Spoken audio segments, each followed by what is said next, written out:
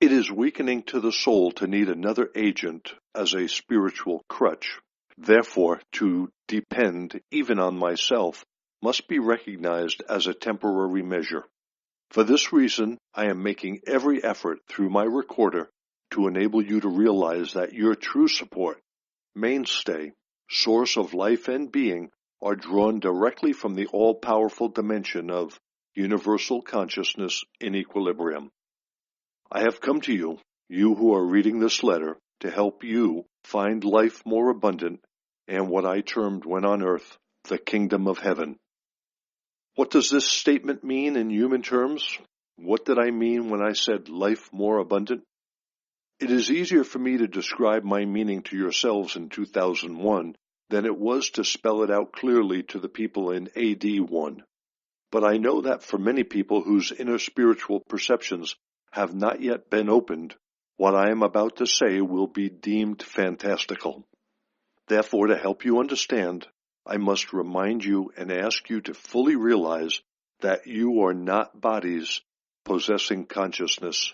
You are divine consciousness individualized into separate consciousness beings and made visible on your earth by means of electrical particles drawn and bonded together into elements to give you visible living form according to a fundamental physical pattern.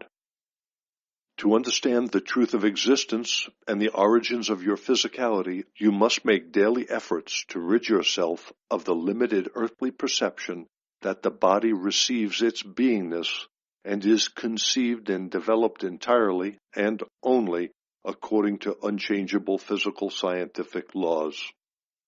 In place of your old, limited human beliefs, you must make daily efforts to develop a strong, clear realization that your personal reality, your soul, is drawn directly from all reality, source of being. Your physical body also draws life from all reality at the moment of conception, but it is also tempered by the initial plane of consciousness vibrational frequencies out of which your body was conceived. It is constricted and encapsulated ever more strongly as the years pass by the magnetic emotional bonding rejection impulses which control the human consciousness. What do I mean by that? What I am going to tell you has enormous implications for the future of mankind. That is, if those of you who are capable of doing so will make every effort to understand it. In fact, the way you view these letters will determine the course of your future lives. They will mean to you the difference between remaining stuck in your present parameter of consciousness vibrational frequencies or gradually moving forward yourself to higher levels of consciousness and producing children who will benefit from the exercise of the knowledge I am about to give you. When I was on earth, I made this oft-repeated but never understood statement. What is born of the flesh is flesh, and of the spirit, spirit. I meant that some people have a natural spiritual ability to return to the original frequency of spiritual emotional consciousness in which they were conceived, and in later years can be reborn, take on new spiritual mental awareness in the same spiritual frequency of vibration of conception, and thereafter live and evolve and work from it. The original frequency of spiritual emotional consciousness of conception will become the platform for the child's spiritual journey.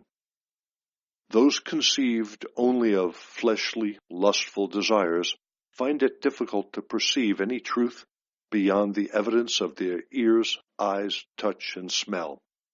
If you doubt the foregoing, pause and reflect on the undeviating principle of existence. All creation is consciousness made visible.